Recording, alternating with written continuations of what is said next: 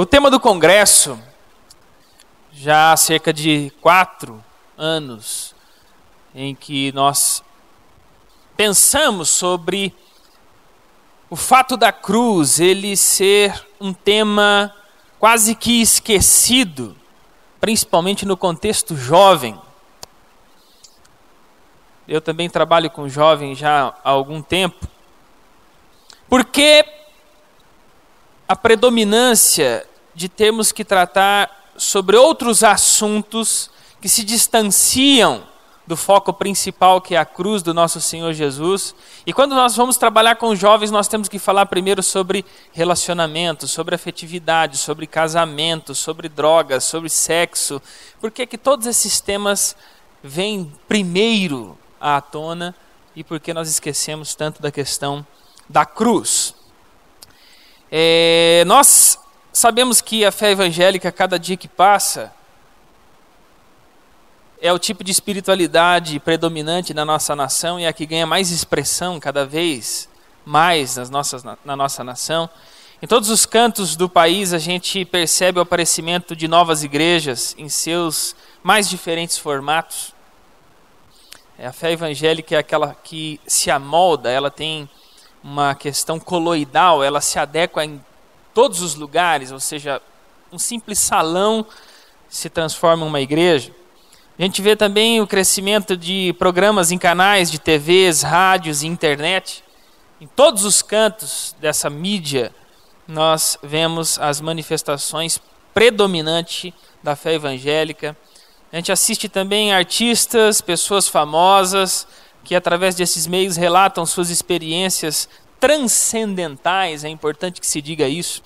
Ou seja, quando nós falamos de fé evangélica, é aquela fé que acredita na interferência de uma força sobrenatural, transcendental, que atua nesse mundo que nós estamos aqui. Ou seja, existe essa força, existe esse poder que pode trazer a cura para mim, que eu possa acionar esta força e a minha situação financeira pode se adequar. Eu faço uma oração frente a uma entrevista de emprego e eu tenho a sensação de que eu terei um destaque maior frente às outras pessoas que não professam a mesma fé que eu. Ou seja, eu acredito, a fé evangélica acredita, professa a fé na interferência de um Deus transcendental nas questões do dia a dia, do cotidiano.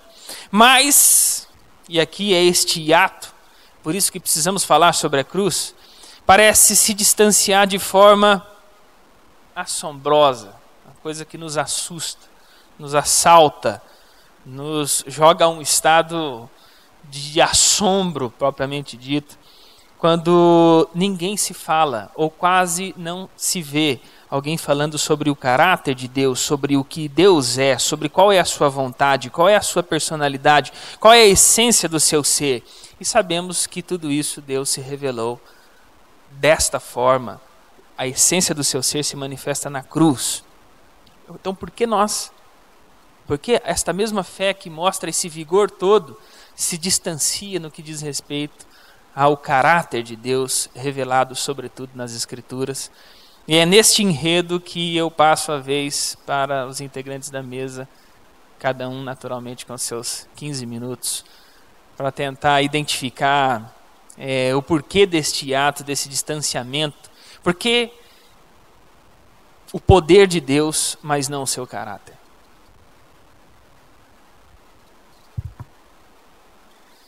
Boa tarde. Tá ligado isso aqui? Opa, beleza. Boa tarde. Eu queria começar, na verdade, essa minha fala, pensando em um elemento básico, que eu entendo que é o elemento básico da nossa relação com Cristo, que é o que a cruz ela representa na nossa caminhada de discipulado e de que maneira a gente se situa ou se identifica com ela ou não.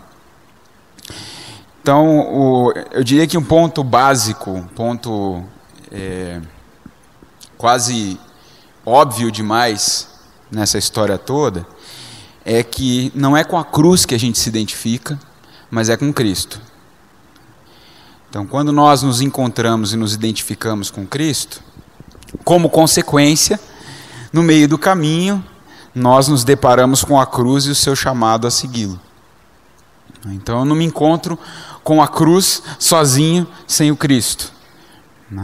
Por isso é que a gente diz, e ali está explícito na visão dessa igreja, conhecer a Cristo crucificado. A minha identificação não é propriamente com a cruz, senão com o crucificado. O encontro com a cruz sem Cristo é um encontro falido, é um encontro sem sentido. Não leva a lugar algum. A cruz, para nós, só tem sentido se for a cruz de Cristo. Sem Cristo, ela não vai passar de um símbolo religioso, de um ídolo. Isso aqui é coisa mais para o pessoal aí que tem mais que 30 anos, mas eu me lembro que, pequeno, eu assisti um seriado da Globo, chamado Pagador de Promessas, com, se não me engano, o ator era o José Maier. E, basicamente, o enredo do seriado, ele tinha que carregar uma cruz 3 vezes maior que essa daqui, subir uma escadaria e tal, e pagar promessa. Então, é uma expressão da religiosidade popular brasileira e latino-americana, a cruz, como símbolo de alguma coisa. A grande questão é o que de fato ela simboliza, o que de fato ela representa.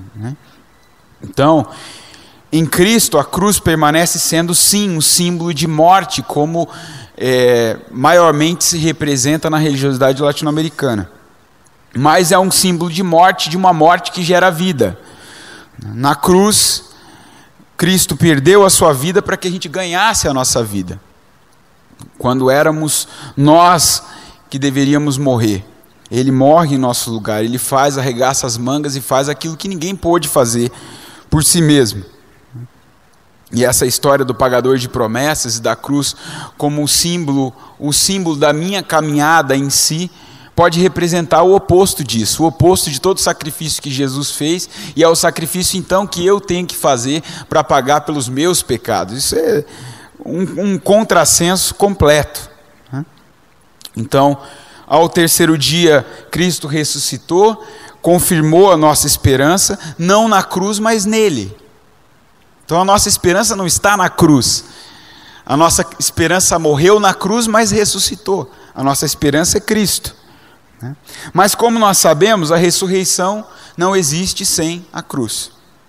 E nós vamos nos encontrar naturalmente com a nossa cruz do dia a dia, que Jesus nos chamou, na medida em que nós passássemos a segui-lo, a gente teria que tomar a nossa própria cruz diariamente e segui-lo. Então, na medida em que nós aceitamos o seu convite, a gente se encontra com a nossa cruz e com a cruz de Cristo. Então, eu diria o seguinte, para fechar essa introdução, que o caminho do cristão não é uma opção preferencial pela cruz, mas é pelo encontro com Cristo, que põe diante de mim a mensagem viva da cruz e a expressão do discipulado. A grande questão, e eu diria assim, parte desse esvaziamento sobre o qual o Silas vem falando aí, tem a ver com nós queremos o Cristo glorificado, nós queremos o Cristo da ressurreição, mas nós não queremos o Cristo da cruz. Porque o Cristo da cruz me mostra uma imagem de um Deus frágil que se fragilizou por amor, que se esvaziou. Quando o que mais a gente está procurando no Evangelho e nos cultos, nas igrejas, nas reuniões inúmeras, é se encher. Se encher, se encher, se encher, se encher. Sair cheio de amor, cheio de unção, cheio de poder, cheio de energia, cheio de, sei lá, que mais? Um líquido, fluido do Espírito Santo que vai direto ser injetado na minha veia e vai me dar força para sobreviver a mais uma semana.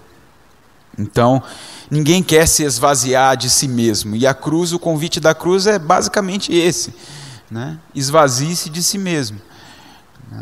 Então, a nossa relação com a cruz é uma relação de morte do nosso ego. E não há conversão mais difícil do que essa.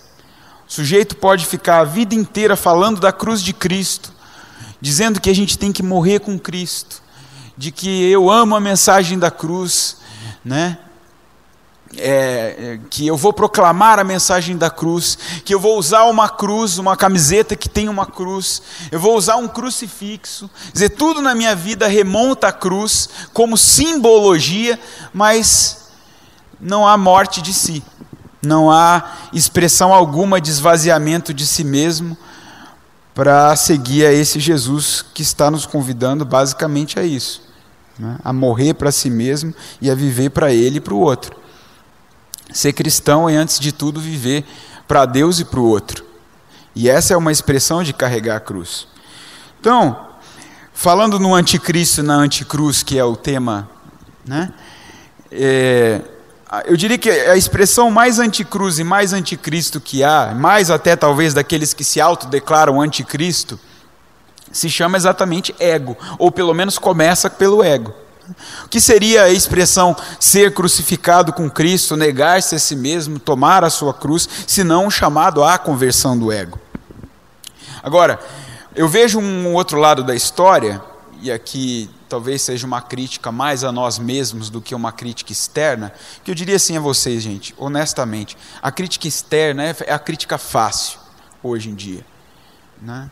A gente fala do evangelho que está por aí, ou do evangelho com o qual a gente se escandaliza e com o qual a gente, em absoluto, não se identifica, mas a gente também, eu entendo, não nos representa, né? O Marco Feliciano não me representa, ou os fulano não sei que lá não me representa. Só que a gente, na medida em que fala o que não nos representa, a gente também deixa de falar o que então nos representa. Quem é você? Qual é a sua identidade? O que você pensa? Né? Qual é a sua personalidade cristã propriamente? Né? Então, a gente vai... eu diria assim que uma tendência tão anticruz quanto aqueles que se chamam tecnicamente de anticristo ou anticruz é iconizar a cruz. O que eu estou querendo dizer com isso? Quando a gente transforma a cruz num ícone, nós transformamos ela num referencial de quase que de contemplação e adoração. E aí a gente passa a transformar a cruz num ícone e nós despersonalizamos a cruz. Porque nós, na medida em que a transformamos num ícone, nós esquecemos que foi o Jesus muito humano, cuja expressão de sofrimento foi nua e crua, não é? Não foi um sofrimento platônico, um sofrimento irreal, foi Ele quem carregou a cruz. É perigoso dessa forma, porque a gente tende a transformar numa tendência infrutífera e segregacionista essa coisa da cruz. Dizendo assim, nós somos os da cruz e eles, o resto que não pensa, que não age conforme essa visão do Evangelho, são os anticruz, são os anticristo. Então eu digo a vocês, por amor a Cristo, evitemos essa tentação segregacionista. Por uma simples razão, a simples tentativa de ser fiel à mensagem do Evangelho, ela já é por si só segregacionista. Ela já em si vai separar aqueles que são daqueles que não são. Não é o Alexandre, o Glênio, o Silas, o Ariovaldo que precisam ir a público e ficar dizendo esses são e esses não são do Evangelho. Como a tentativa do Senhor da vinha de separar joio e trigo. Joio e trigo sempre vão permanecer misturados e é necessário que eles permaneçam misturados, vai dizer a parábola do joio.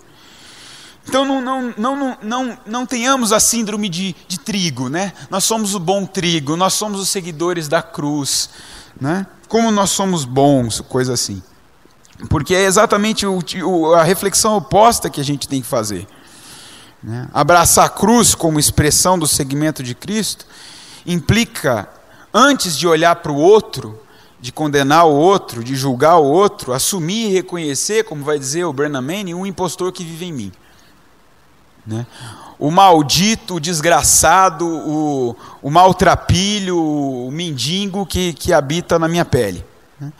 e que por todas as razões demasiado humanas que todos nós já conhecemos de cor, não quer nada com o credo da cruz, senão dizer o bordão, cruz, credo. A não ser que seja masoquista, sendo muito honesto com Deus, como Cristo foi no Getsêmani, o que a gente vai querer dizer diante da cruz é: afasta de mim esse cálice. Ninguém quer, de livre e espontânea vontade, com toda a abnegação, dizer: eu vou ser aquele que vai carregar a cruz. Mas em nós opera, pela graça, uma outra marca da cruz, que é a marca do está consumado. É essa marca que a gente precisa se recordar todos os dias, porque é ela quem nos capacita a dizer, a despeito do afasta de mim esse cálice, contudo não seja feita a minha, mas a tua vontade. Do contrário, se não é pela operação dessa marca da cruz, que é a marca do está consumado, eu vou ser um pagador de promessas, né? Que acha que está carregando a cruz, mas carregando sozinho, né? Sem contar com o outro e, antes de tudo, sem contar com a graça de Deus. Então, dizer que nos identificamos com a cruz e que ela continua jovem, não significa carregar a cruz como bandeira. Essa é uma outra tentação que eu diria que a gente precisa evitar. Cruz, uma bandeira. Pois como bandeira, eu vou citar só um exemplo para vocês, alguns exemplos. O imperador Constantino, no século IV, carregou. Os cavaleiros ou os paladinos das cruzadas entre o século XI e o século XIII carregaram. As organizações racistas da Ku Klux Klan nos Estados Unidos no século XX também carregaram. E a gente sabe com quais motivações e com que tipo de resultados. São exemplos, alguns exemplos apenas, de que Cristo e a cruz podem ser utilizados como instrumentos do antirreino e do anticristo.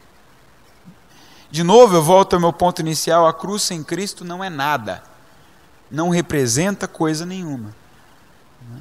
A cruz que eu e você somos chamados a carregar, é a cruz que somos chamados a carregar seguindo o nosso Mestre, seguindo ao nosso Senhor e contando com a força que Ele supre.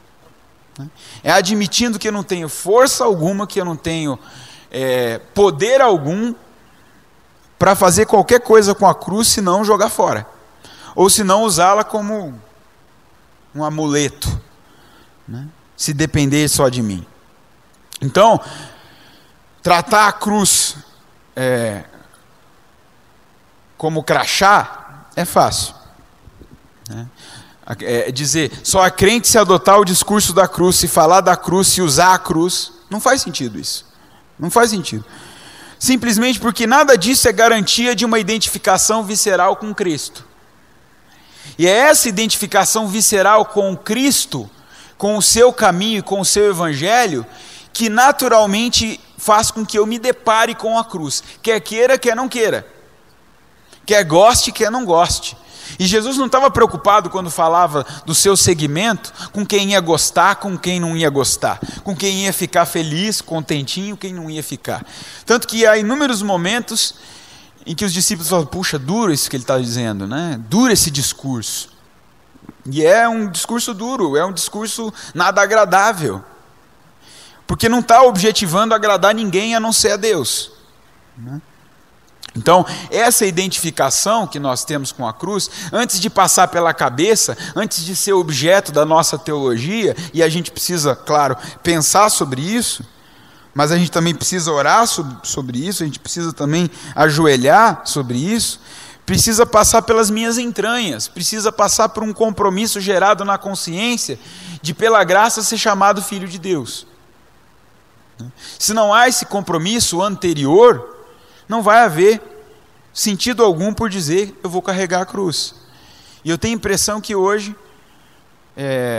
as pessoas só querem se identificar como filhos e filhas de Deus quando pensam num caminho triunfante, não como um caminho de cruz, né? O discurso do ser filho de Deus é muito parecido em alguns aspectos hoje, é muito parecido com o discurso que Satanás queria que Jesus adotasse lá no deserto. Você não é filho de Deus? Então transforma essas pedras em pão. Então se lança daqui e pede para que os anjos, né? Então se ajoelha diante de mim e eu tudo te darei. Agora, ser filho de Deus não tem nada a ver com isso, com ser próspero, com conquistar, com triunfar, né? Não há vitória nesse aspecto sem assumir o nosso fracasso sem Deus, né? O nosso fracasso sem a graça, o nosso fracasso humano de tentar qualquer coisa pelos nossos próprios esforços, né? Sem a assunção disso, a gente vai ter uma vitória humana, uma conquista humana. A gente pode até atribuir isso a Deus, mas Deus não tem nada a ver com isso. Absolutamente nada a ver com isso. Por fim, eu diria o seguinte: ninguém carrega a cruz por amor à cruz em si, mas por amor ao amigo. Jesus disse que não há maior amor que esse, de alguém dar a vida em favor dos seus amigos. E assim o fazemos porque cremos que Deus em Cristo, desde a fundação do mundo, está reconciliando consigo mesmo todas as coisas. Todas as coisas. Reconciliando inclusive a minha tentativa de me reconciliar. Muitas vezes frustrada. Me reconciliar comigo mesmo, de me reconciliar com o meu amigo, com o meu próximo. É uma tentativa e é uma caminhada também frustrada se eu não entender que é Deus que, a despeito das minhas tentativas, já está promovendo essa reconciliação por meio do seu Espírito na história desde a fundação do mundo. Ele é o centro. Eu e você não somos Cristo de ninguém. A minha vida eu espero que seja uma expressão do amor de Cristo pelas pessoas. Eu lembro que em 2007, eu dei uma entrevista para um webjornal de uma universidade aqui de Londrina, sobre o tema era sexualidade. E aí, coloquei lá algumas opiniões pessoais, e, claro, recebi algumas pedradas por isso, porque no meio evangélico hoje, se você não precisa dizer heresia, é só você ser um pouco honesto com a sua fé e com a sua percepção da realidade à luz da palavra, para você receber pedrada, né? Então aí teve a turma dos enraivecidos com a opinião alheia e com os caçadores de heresia de plantão que começaram a descer a lenha em mim lá, porque aí teve um pessoal que entendeu errado o que eu disse, ou que simplesmente entendeu o que eu disse, e estava levando para o outro lado e fazendo a interpretação deles. Aí uma menina chegou lá e disse assim: esse sangue vai ser cobrado de você, que as pessoas estão se perdendo por causa da sua opinião.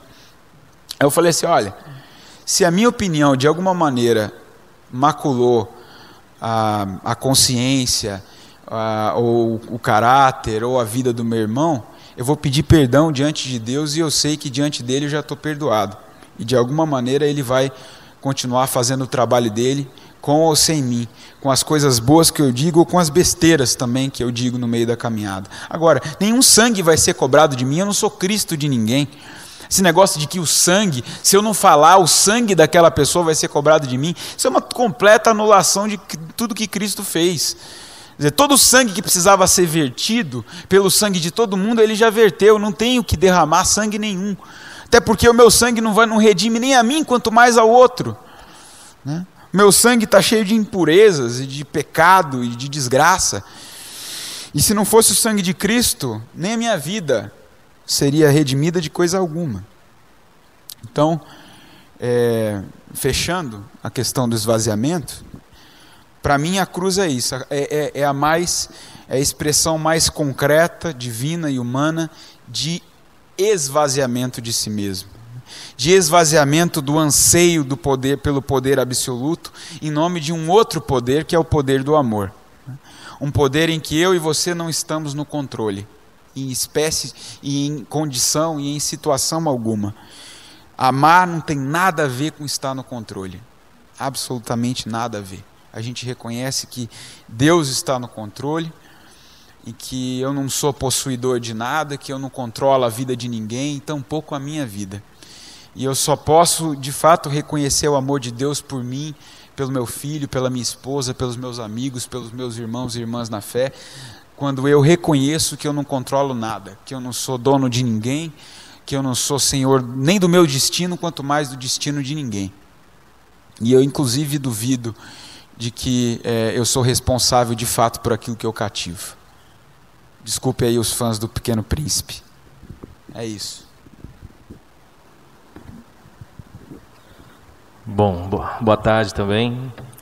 Para quem não me conhece, meu nome é Alexandre. Enfim, de tudo isso que o Jonathan falou, e a questão levantada pelo Silas, eu gosto de pensar na cruz como um movimento. O Jonathan falou na perspectiva do esvaziamento, e um movimento também que tem como objetivo nos esvaziar. Quando a gente se contenta com a cruz dentro dessa visão simbólica, simplesmente, não da representatividade essencial, existencial e visceral do que ela traz, ou seja, o jeito de Deus ser, a cruz aponta para isso, como Deus é, como Deus pensa, o que significa um Deus que tem todo o poder, que pode fazer o que quer, se permitir a cruz, se permitir esta violência vergonhosa, vexatória, infame. Isto aponta para um movimento. Quando a gente pensa um pouco, e é interessante pensar, por que um congresso desse, na minha concepção, faz muito sentido? Porque quando a gente não pensa a nossa fé, Jesus vai dizer assim: meu povo perece por não conhecer as Escrituras e nem o poder de Deus.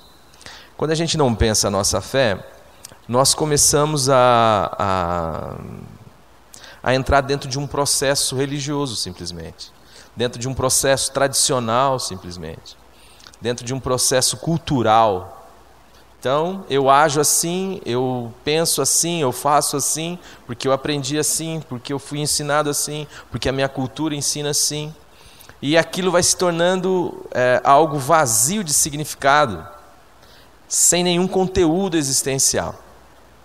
E nós somos facilmente enganados, mesmo porque a distinção de uma coisa para outra é muito complicada do ponto de vista daquilo que é aparente, do ponto de vista daquilo que é simbólico, do ponto de vista daquilo que é simplesmente ações externas. Pensando um pouco nisso, eu me deparei com uma dificuldade de distinguir uma coisa da outra, né? Principalmente no que diz respeito, dentro dessa questão da espiritualidade que o Silas falou, do posicionamento das lideranças religiosas, né? Paulo vai dizer que o próprio Satanás se transfigura em anjo de luz. Uma das coisas que nós mais buscamos hoje para identificar aquilo que tem alguma referência em Cristo é algo como a aparência. E quando nós estamos diante disso, nós somos facilmente enganados, porque este espírito anticristo e anticruz atua buscando alguma identificação com o Cristo da cruz. Mas normalmente essa identificação acontece nesse campo, no campo das aparências, no campo dos costumes, no campo das tradições, no campo da ética. Ela é desprovida dessa essência que nos esvazia. Então, se Satanás se transfigura em anjo de luz, como que eu posso discernir uma coisa da outra? No mesmo texto, Paulo nos indica que os seus ministros, ou seja, aqueles que servem a Satanás, também se transfiguram ou se transformam em ministros de justiça. Ou seja, nós partimos para o campo da ética, dos valores morais, para identificar aquilo que é.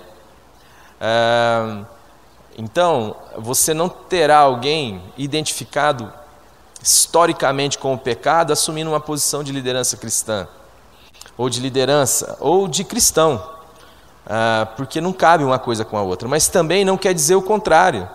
O cidadão que é ético, que carrega os seus valores, que que paga suas contas em dia, que não adultera, que não rouba, que não mata, não significa ser um cristão. Eu fico vendo muita gente hoje, até as comunidades inteiras, cedendo a essa tentação que o Jonathan falou, no sentido de provar ser, de provar a sua identidade a partir da tentativa ou de transformar pedras em pães. Por quê? Porque isso é algo aparente. Muitas coisas o homem pode fazer, mas nós precisamos pensar isso como esta essência de Deus e este movimento de Deus.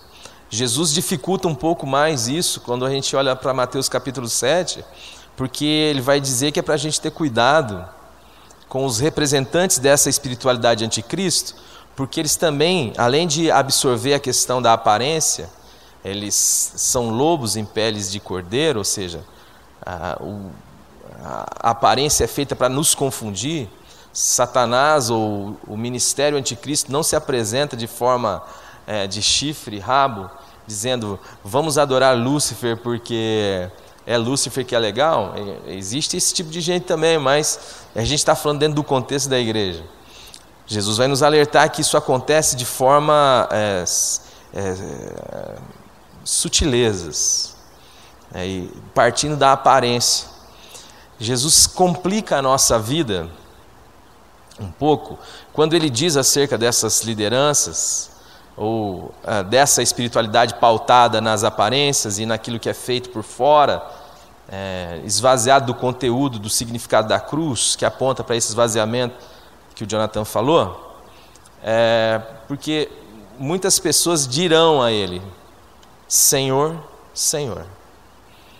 Uma outra fala que é a teologia correta, né? O blá blá blá correto, a doutrina correta. Não existe nenhuma doutrina mais correta do que dizer diante do Cristo que Ele é o Senhor. E isto vai se aprofundando dentro desse processo de complicar a nossa vida, porque eles vão dizer o seguinte: Senhor, em Teu nome não expulsamos nós demônios, em Teu nome não fizemos nossos prodígios e maravilhas, em Teu nome não profetizamos. E a fala de Jesus para esse pessoal é: aparta de mim, vós que pratiqueis a iniquidade, em verdade vos digo que nem sei quem vocês são. Então, como que a gente pode lidar dentro desse nosso contexto que busca fazer da cruz um signo, um sinal externo, identificar aquilo que é cristão e aquilo que não é cristão, se estamos seguindo a Cristo ou se não, e isso que é importante talvez pensar aqui. Então eu vejo a partir desse movimento. João vai dizer lá na sua primeira carta que é uma questão de discernimento espiritual. E ele vai dizer que é para a gente provar os espíritos. E que todo espírito que não confessa que Jesus veio em carne, este é o espírito do anticristo. E aí nós precisamos entender o que é este confessar que Jesus veio em carne, senão estar no mesmo espírito de um Deus que é transcendente, um Deus que está nas alturas e que de repente desce num movimento de serviço, de amor, de esvaziamento, num movimento de abrir mão de si, de negar a si, porque ele, sendo Deus, não teve por usurpação o ser igual a Deus, antes esvaziou-se da sua condição de Deus. Então você vê às vezes muitas pregações corretas do ponto de vista teológico, você olha para a figura que quando você vê-o por fora, ele está com camisetinha high finger e tal, e ele está bem comportado, e ele fala coisas bacanas, mas quando você vai perceber o espírito que surge daí, é um espírito humanista, de fé no homem, de fé na possibilidade humana, de fé naquilo que o homem pode fazer, de fé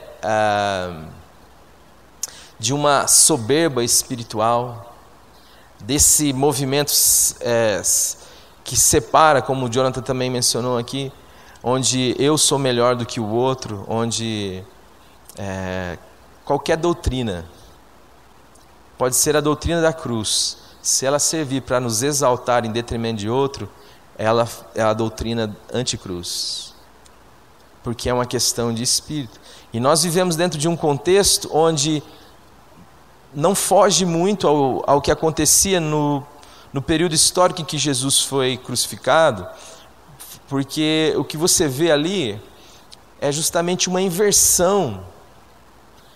Provar que é filho de Deus é descer da cruz, é não se dar.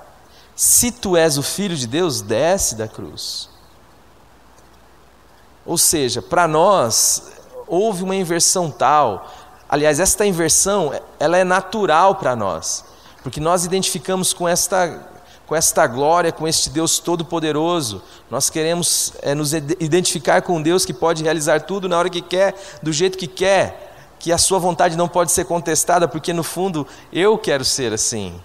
Eu quero realizar os meus desejos, a minha vontade, não quero ser contestado nelas, e quero ter poder para isso. É este Deus que eu projeto, que nada mais é do que um ídolo, e que não reflete, que não expressa, e que não tem referência no Cristo crucificado. Nós queremos estar envolto de tudo aquilo que o nome de Jesus pode nos trazer, desde o ambiente cristão, né? Criar os nossos filhos dentro da igreja. Nós queremos a ética cristã, os valores cristãos, o ambiente cristão, os amigos cristãos, mas nós não queremos a cruz. E Deus sabe, Deus sonda, Deus sabe separar joio de trigo, mas para a gente é bom o confronto, é bom saber, porque eu preciso saber onde é que está assentada a minha experiência. Se a minha experiência está assentada na minha tradição, se o que eu estou vivendo tem a ver com o meu contexto social, o meu contexto cultural, ou se de fato eu tenho o espírito da cruz e estou vivendo por ele. Porque Paulo vai falar que isso é algo que a gente tem que fazer todo dia, em todo lugar. Jesus também disse isso. Quando ele fala para negar, dia a dia tomar a sua cruz. E aí a cruz não é um símbolo. O significado da cruz é este, é o mesmo Espírito de Deus. O Deus que pode fazer todas as coisas, mas que não faz. Não faz porque ama. Poderia refazer tudo de outra maneira, mas não faz. A não ser à custa do seu serviço, do seu sacrifício, para que a sua criação não seja destruída. Por quê? Porque ama. Então, hoje, a proposta de espiritualidade é essa. Quero ver se você é filho de Deus mesmo. Mostre sua conta bancária para mim. Mostre se você não tem nenhum problema. Mostre que você é um cara ético. Mostre que você tem uma aparência adequada, aceitável. E isto aí não tem nada a ver com a cruz. O que vai ter a ver com a cruz é esse espírito que se esvazia e que entende que ser cristão é, antes de mais nada, um milagre. É uma ação de Deus em nós. E viver esta identidade é viver continuamente no espírito da cruz. Ou seja, dependendo da ação de Deus, mas buscando o milagre da ação de Deus em todo o tempo. Se dispondo ao milagre de Deus. Só que isso envolve a negação de si, porque quando nós nos dispomos à vontade de Deus, nós nos deparamos com a cruz. Aí você vai querer fugir, como o Jonathan disse, eu vou querer fugir. Mas se você quiser dizer assim, afaste de mim esse cálice e seja feita a minha vontade e não a sua, você vai continuar vivendo essa espiritualidade proposta para mim e para você. Que Deus serve para poder fazer a minha vontade. Se eu orar muito, Ele vai fazer a minha vontade. Se eu fizer uma greve de fome boa, daquelas de durar bastante, Ele vai ser constrangido a fazer a minha vontade. Mas a cruz diz assim, não, seja feita a tua vontade, não a minha. Enfim, acho que é isso. Alguém tem alguma pergunta, alguma colocação? Jonathan, você citou que a cruz ela foi usada como bandeira, né, ao longo da história. Você sabe dizer se teve algum movimento real identificando a cruz de Cristo? Não somente a cruz como um ícone, como uma bandeira?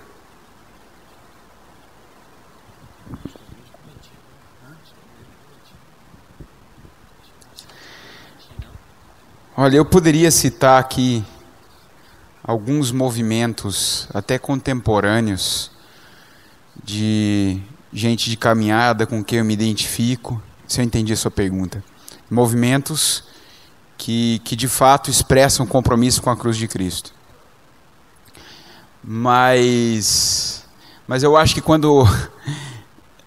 A minha percepção é que quando o movimento ele já se reconhece assim, já está num campo perigoso. Ele já está... né? Um exemplo, né? Assim, eu admiro muito o ministério do Morango, do Glênio, admiro muito a autenticidade deles e também dessa comunidade, né? Mas se começar esse espírito, né? Se esse congresso não gerar o espírito em nós de conversão, né? Constante à cruz, de arrependimento, mas fizer o contrário, de, poxa, a gente está fazendo uma coisa legal pela cruz de Cristo, a gente está aqui discutindo, né? Já está errado, né? Então eu conheço alguns movimentos, sim, mas geralmente esses movimentos não fazem tanto alarde, né? Eles não usam crachá, a cruz como crachá, é simplesmente o signo de uma caminhada que não aparece como símbolo, e sim como atitude. Então, mais importante do que até os movimentos é você reconhecer isso em atitudes que não aparecem, que não representam grandes coisas em termos midiáticos e de imagem e que tem popularidade ou coisa assim, mas que transformam, né? Para mim a Bíblia ela é recheada desses exemplos, né? E até mesmo antes de Jesus, até mesmo antes do Jesus histórico e do testemunho, dos testemunhos do Novo Testamento. Tem uma história que eu gosto muito em Eclesiastes, que está no capítulo 9, se não me engano, que é uma espécie de parábola que vai contar a história de um homem sábio e pobre, e que vivia numa cidade, e por meio da sua sabedoria ajudou a transformar a vida daquela cidade.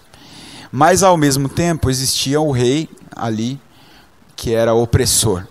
E no fim das contas o homem sábio e pobre foi esquecido na história, nunca ninguém ouviu falar do nome dele, não saiu em panfleto, em livro ou jornais, e o cara que foi lembrado para a história toda foi o opressor, né? Foi o rei opressor, né? Então a nossa identificação com a cruz, eu estou indo além da sua pergunta, não sei se respondendo, mas querendo responder de uma outra forma. A nossa identificação com a cruz não é para deixar monumento, né? É para deixar frutos, é para frutificar na vida de pessoas, né? É para ser fecundo, e isso é mais do que produzir. Essa é uma coisa que eu aprendi há muito pouco tempo, que ser fecundo é mais do que ser produtivo. A nossa tendência, a tendência do nosso mundo é que nós sejamos produtivos, e que esta nossa produção gere para nós dinheiro, reconhecimento, fama. Isso é o que todo mundo que vive nessa geração está buscando. Se disser que não está mentindo, né? Pelo menos pode não estar concretamente agora buscando isso, mas lá no fundo é o que quer, né? Então, essa é uma das impulsões, ou uma das pulsões da nossa geração. E assumir a cruz como identificação com o crucificado, com o Cristo, é rejeitar isso. Rejeitar isso. Eu não vou dizer rejeitar completamente aparecer, rejeitar os holofotes, porque até isso mesmo pode ser usado para a glória de Deus. Vou dizer assim, eu não quero aparecer nunca, tudo que eu faço tem que ser escondido. Se Deus quer que você apareça, apareça. Agora saiba que o que tem que aparecer mais, e o que tem que, no fim das contas, ser apontado é a glória de Deus, e não você. Você não é coisa nenhuma. Então, assim, eu conheço muitos movimentos e poderia te dizer isso, assim, pessoalmente. Mas eu estou direcionando essa resposta dessa forma, porque para mim, movimentos identificados com a cruz não deixam monumento. O que deixa monumento é Eu fui lá em Roma, tem um monumento a Constantino, né? Você tem um monumento a grandes carregadores da cruz por aí. Você tem aqui em Londrina um monumento à Bíblia, né? Agora, o que isso de fato representa e o que isso de fato transforma é que a gente tem que pensar.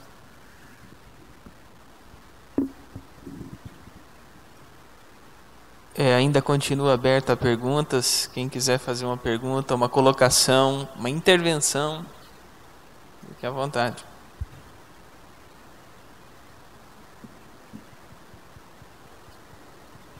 Usa o meu aqui, ó.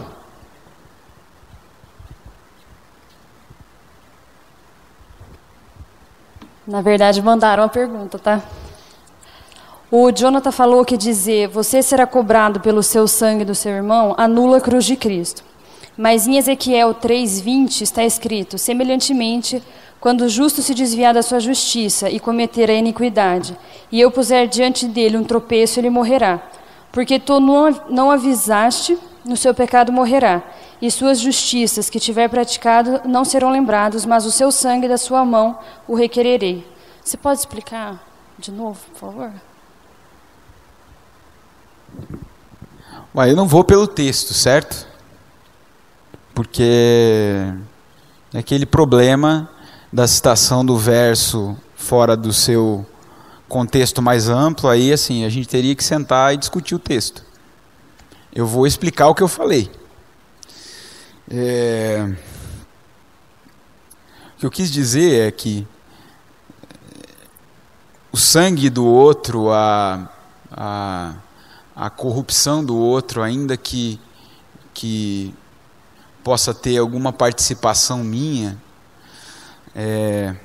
não vai me ser cobrado, não no aspecto de que Deus não vai se entristecer comigo, de que Deus vai simplesmente olhar para isso e dizer assim: olha, você pode fazer o que você quiser, o que você falar tá bom para mim, se as pessoas vão gostar, se não vão, se elas vão ser afetadas por isso, se não vão, isso é um outro problema, deixa que eu resolvo, não é nada disso. Eu acredito que a gente tem uma responsabilidade diante daquilo que a gente fala e dos outros, né?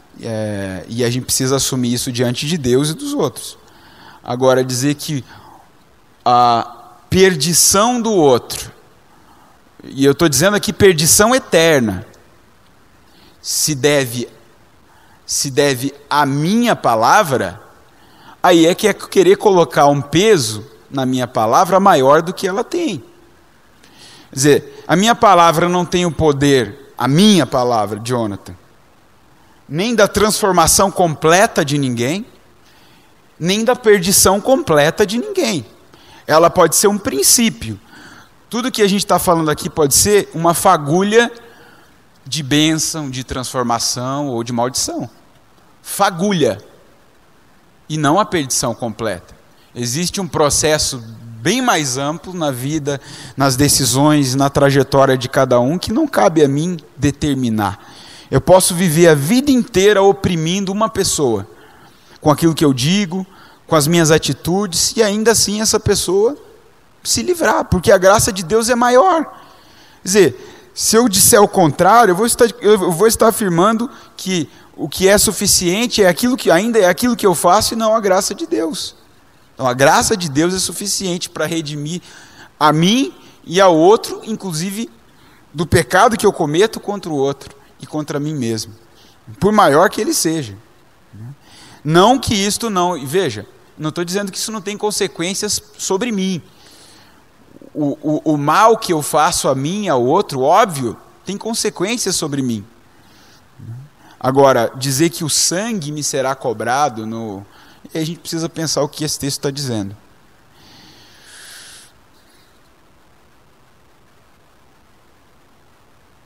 É isso.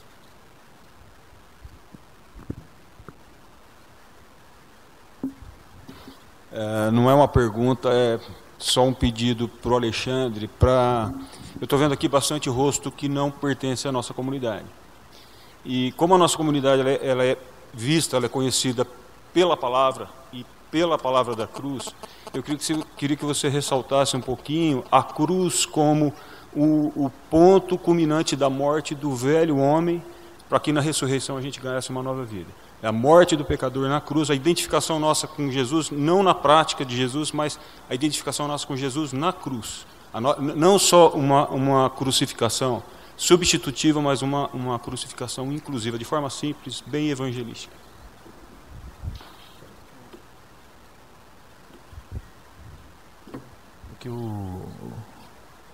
Nós precisamos entender o seguinte: existem dois movimentos paralelos no período de Jesus Cristo que se distinguia um do outro. Um é o movimento farisaico, do partido dos fariseus, e o outro você tem um movimento dos saduceus. Esse movimento farisaico a gente consegue identificar com uma certa naturalidade, facilidade, porque ele tem a ver com usos e costumes. Pode ou não pode? O fulano é legalista demais. Mas o movimento dos saduceus, que Jesus também vai dizer, acautelai-vos do fermento dos fariseus e dos saduceus, é interessante a gente pensar nele, porque é o seguinte: a grande maioria das pessoas que compunham o partido dos saduceus eram formadas de sacerdotes. Só que eles não criam em anjos, demônios, em vida eterna, ou eternidade da alma, ressurreição. Os caras malmente criam em Deus. Mas o que um sacerdote está fazendo dentro de um contexto religioso se ele não transcende?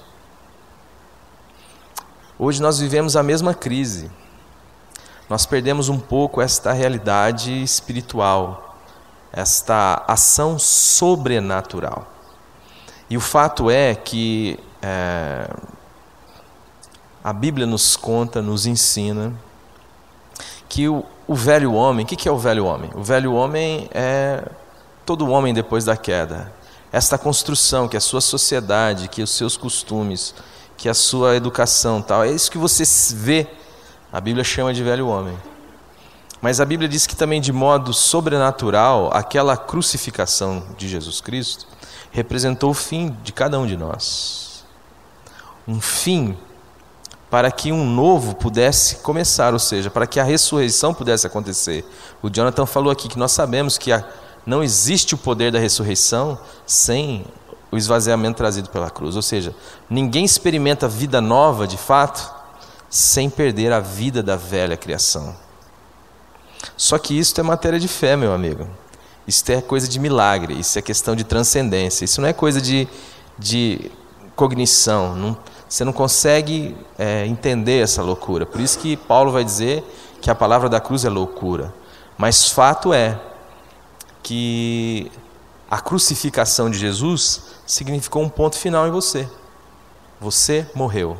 E a ressurreição de Jesus significou a ressurreição sua para tudo aquilo que Cristo é. Por isso que a Bíblia vai dizer que Ele é o primogênito entre muitos irmãos, e como Ele é, nós seremos. E como eu vivo nessa vida aqui histórica? Então, Paulo vai dizer que o viver que eu vivo na carne, vivo pela fé no Filho de Deus. Então, a cada dia você vai se deparar com você não vai melhorar.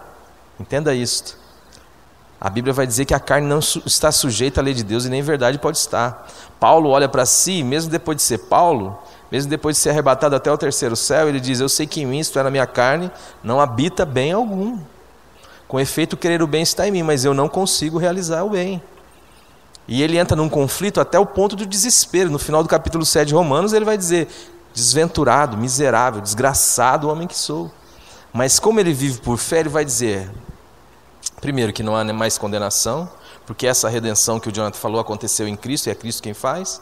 Segundo, que há um Espírito novo dentro de mim. A lei do Espírito da vida em Cristo Jesus me livrou da lei do pecado e da morte. Existe uma lei aqui, vamos entender o que é lei.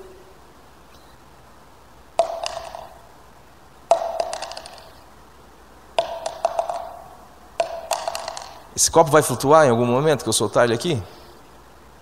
Não vai flutuar. Por quê? Porque existe uma lei.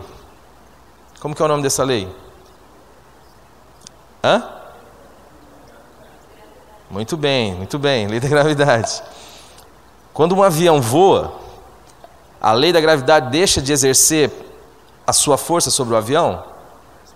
Não, exato. Existe uma outra lei. Que lei é esta? A lei da propulsão, a lei da aerodinâmica, que faz com que um avião de não sei quantas toneladas consegue superar essa lei. Ela está o tempo inteiro puxando. Paulo vai dizer justamente isso, vai dizer que a lei do Espírito de vida em Cristo Jesus nos livrou da lei do pecado e da morte. Ou seja, você vai olhar para você e vai ver que em você não há bem algum, mas você vai olhar para a palavra de Deus e vai ver que o que Deus fez de você é o que Cristo é. E nesta caminhada, você vai invocar esta vida de Jesus. Vai dizer, Senhor, eu dependo de Ti. Manifesta a Tua vida em mim. Então, em síntese daquilo que o Valdir suscitou é isto. Nós morremos. O que nós vemos já era. O mundo já acabou na cruz de Cristo. E na ressurreição de Jesus Cristo, o novo começou.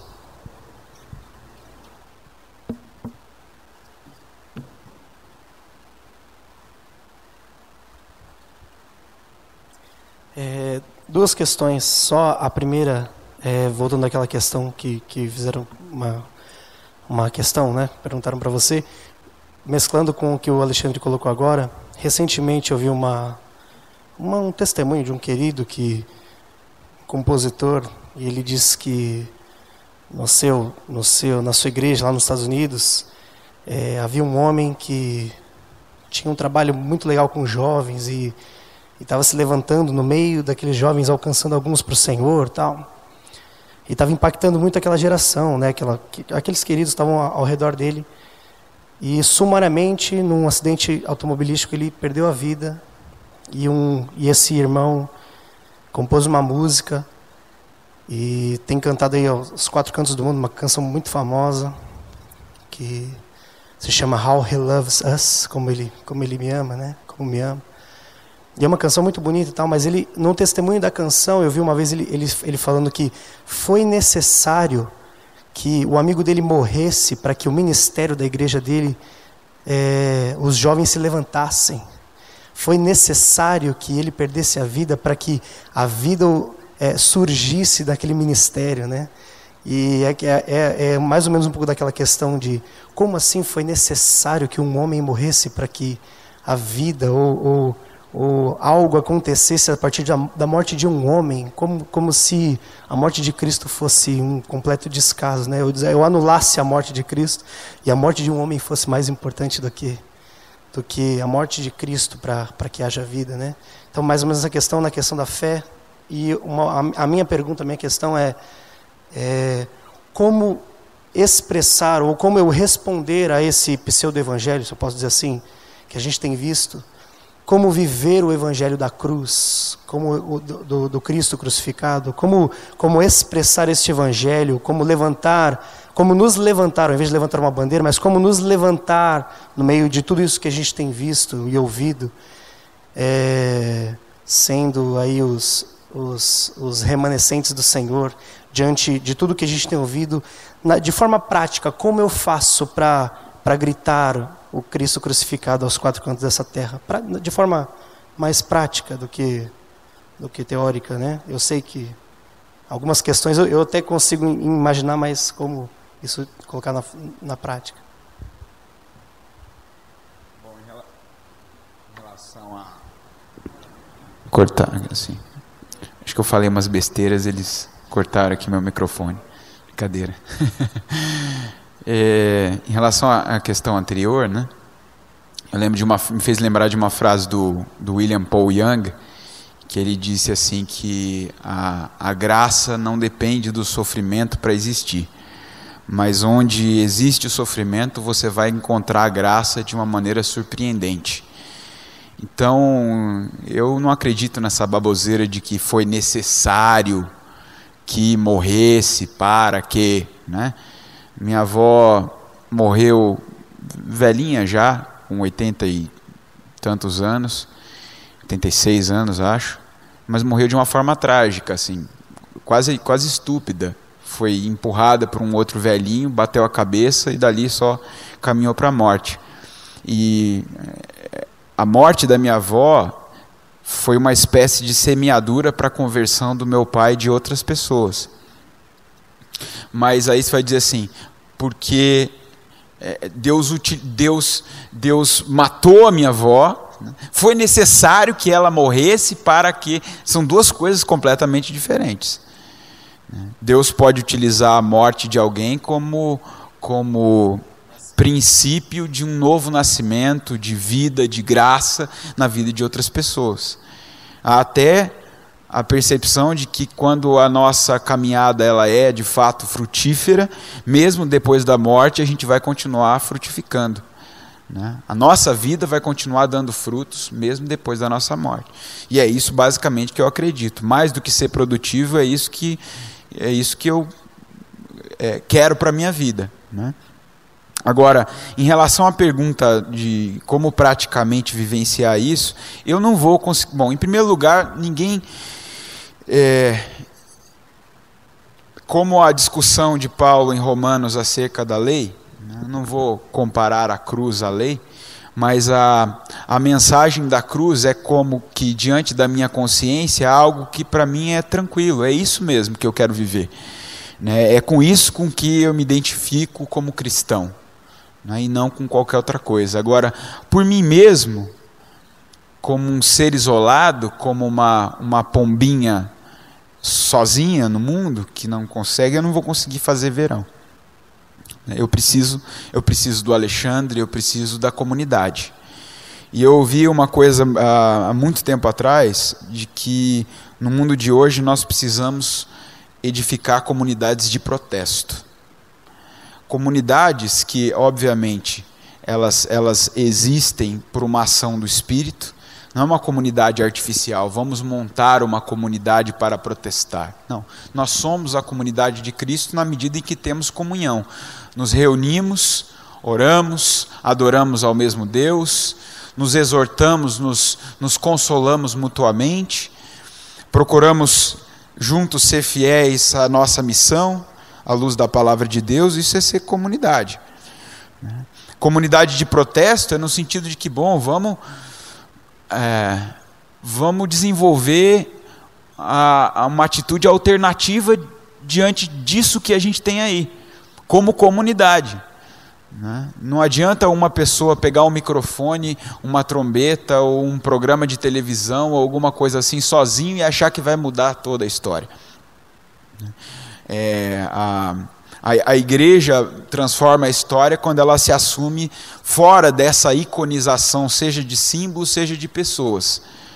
A gente teve na história da igreja brasileira muitos exemplos de homens e de mulheres que foram, que Deus levantou, que Deus usou, que Deus abençoou, e essas pessoas foram muito usadas para abençoar a vida da igreja. Líderes, que foram líderes de renome. Mas quando esses líderes se destacam da comunidade, dessa vivência da comunidade que não é a comunidade do sacerdote, do bispo, do apóstolo, é a comunidade do povo de Deus, que procura viver isso em fidelidade no dia a dia, que uns estão pelos outros, uns oram pelos outros, uns exortam os outros, e isso vai estar muito presente nas cartas paulinas o tempo todo, uns aos outros e mutualidade. Então, para mim, não existe uma caminhada de fidelidade à cruz sem esta mutualidade, sem a gente ter a liberdade como irmão e a honestidade de chegar um para o outro, olhar no olho e dizer assim: olha, vamos caminhar diferente, vamos levar a sério esse negócio, vamos reconhecer diante de Deus a nossa miséria e pedir para que Ele nos restaure e nos use de uma maneira como Ele quiser nos usar nesse mundo. Vamos nos preocupar com todo o conselho de Deus e com as prioridades de Deus, e deixar as nossas prioridades, os nossos programas, os nossos egos, as nossas tentativas de obter sucesso, números, grandes estruturas de lado. A grande pergunta é que comunidade ou quais comunidades estão dispostas a isso hoje? Porque à medida em que elas se dispõem a isso, elas vão ser julgadas pelo próprio mundo e muitas vezes julgadas pelas outras comunidades que se dizem cristãs e que vão olhar e dizer assim: mas como que vocês têm a pachorra, vocês 10, 15, 20, 30 que se reúnem aí e que acham que tem o rei na barriga, não é? Então, a própria ideia de remanescente, para mim, dizer assim, nós somos o remanescente. Deus sabe quem é o remanescente. Se a gente é ou se não é, eu prefiro nem saber se eu sou remanescente, né? Eu gostaria e luto e esmurro o meu corpo, como vai dizer o Paulo, para que assim seja, para que eu seja fiel. Mas é uma coisa que a gente constrói no dia a dia, e quanto mais inconsciente da nossa possível humildade, da nossa possível fidelidade a gente for, melhor. A gente só vive de fato na graça quanto a gente, na minha percepção, está mais despretensioso de ser qualquer coisa ou de ter qualquer virtude que venha a transparecer aos outros que nós somos isso ou que nós somos aquilo. Então, se a gente ganhar a simpatia do povo, da cidade, se a gente transformar de alguma forma, amém, glória a Deus, mas que isso não seja contado para a nossa glória e nem não nos dê, e nem a gente aceite, como disse o Glenn hoje cedo, o título de cidadãos ou de comunidade honorário da cidade, porque isso aí é anátema. Acho que, de modo prático, eu penso que viver a cruz, ela acontece de forma a respeitar o nosso lugar no corpo de Cristo, né? Entendendo que esse julgamento que o Jonathan falando vai vir em alguma dimensão. Então, você está na sua escola, você está na sua faculdade, você está no seu namoro, você está no seu trabalho, você está no seu lazer, enfim, você está vivendo a sua vida, e a sua dimensão é essa. O próprio posicionamento seu em relação àquilo que é a cruz, ou que a cruz representa, ou que o Cristo crucificado, a sua identificação com Jesus e o Jesus crucificado e ressurreto, ela acaba fazendo com que você ande na contramão de uma série de coisas, aliás, do que o mundo. E isto representa, a princípio, um sinal para o mundo, né? Luz, e representa para você uma dificuldade muito grande. Então, qualquer ação prática que você evoque o espírito da cruz, ela vai fazer com que você seja um escândalo para o mundo, e ao mesmo tempo você vai sofrer esse embate do mundo. Por outro lado, a sua voz vai sendo ampliada. Então, se você está dentro de um contexto comunitário, ou seja, se a sua voz é ouvida dentro da sua comunidade, então é uma possibilidade que Deus te dá de trabalhar isso de forma comunitariamente. Ou seja, há uma amplificação da sua voz. Se você, por exemplo, é alguém que serve na área de ensino na sua comunidade, de forma prática, este espírito, esse discernimento, este ensino da vida cristã pode impactar. O Jonathan é professor, por exemplo. Como que eu posso viver isso? Ele, dentro da sala de aula dele, ele tem a oportunidade de tocar em pessoas que vão cuidar de outras comunidades e que podem ter suas vidas impactadas por esse espírito da cruz, vamos dizer assim, este recheio, este bisuntar, estar mergulhado dentro dessa estrutura da cruz, seja qual for a área ou a ação prática que você está tomando. Por isso que o João vai dizer que é uma questão espiritual e uma questão de discernimento. Então, eu vejo assim, o tempo inteiro nós temos práticas. Essas práticas podem estar submetidas ao espírito da cruz ou não. O Jonathan falou sobre a questão do ostracismo que alguns evocam como o espírito da cruz, mas isso acaba por produzir orgulho nos seus corações, né? Deus pega um José e o coloca para ser governador do Egito, né? Tendo em vista o propósito de Deus, né? Se ele toma isso para si e diz, pô, eu sou o governador do Egito, eu sou o cara, isso está em sentido contrário ao espírito da cruz. Mas se ele submete esta voz, esta possibilidade, como dádiva, como soberania de Deus, para servir a Deus e o projeto de Deus, Então, é um tratamento de Deus com ele. E vai frutificar para Deus ou não. Então, aí você tem... a gente fala muito de Martinho Lutero, tal, mas você tem os pré-reformadores que quase ninguém fala, né? Você tem John Hus, John Wycliffe, que ainda esses são lembrados, mas quantos morreram na fogueira que ninguém nem sabe o nome e que foram quem Deus usou para pavimentar um caminho que Lutero, ou uma voz como a de João Calvino. Então, nós estamos em prática o tempo inteiro. Elas vivendo, elas podem ser vividas no espírito da cruz ou não. Meu trabalho pode ser vivido para a minha glória ou para a glória de Deus. A gente precisa caminhar agora nas considerações finais. E vocês escolhem quem vai começar. Jesus.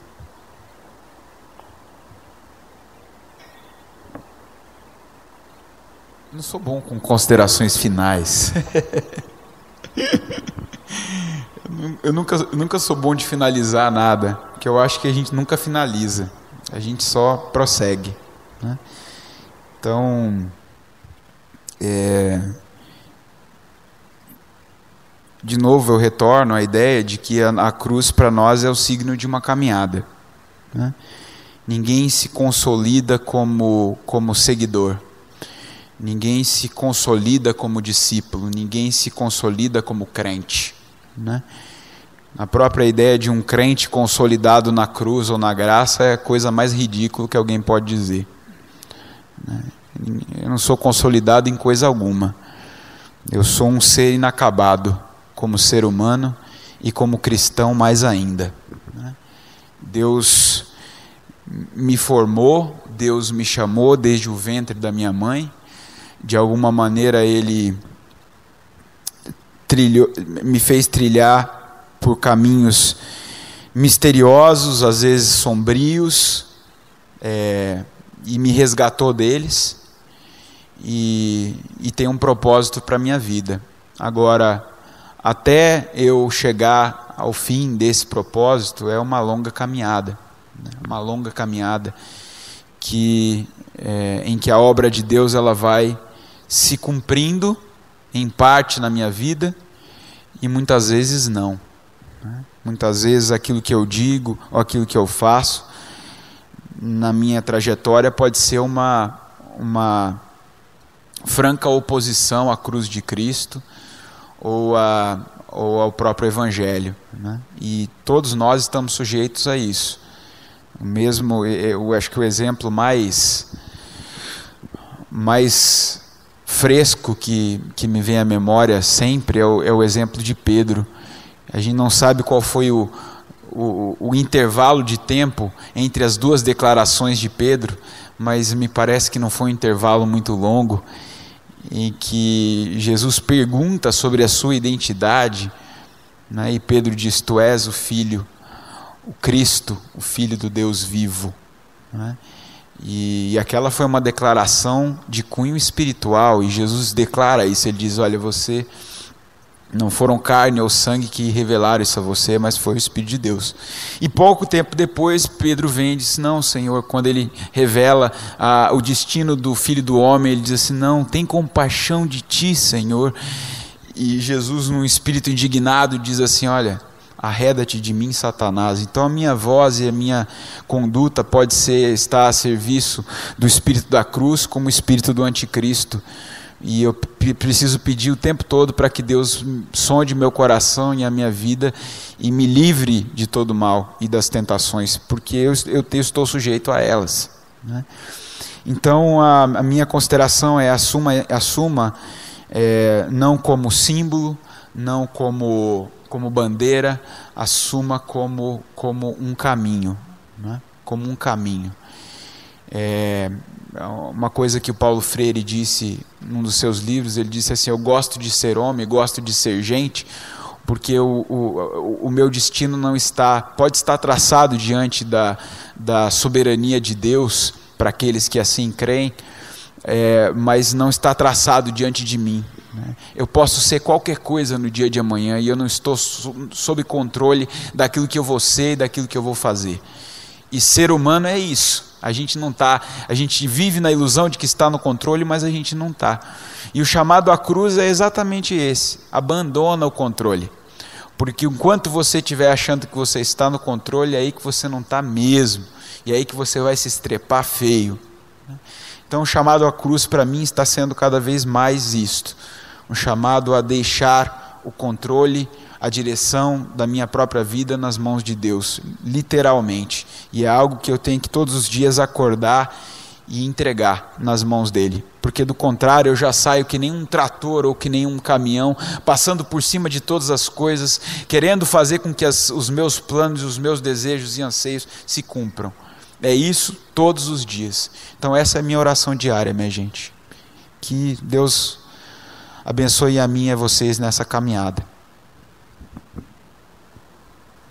Bom,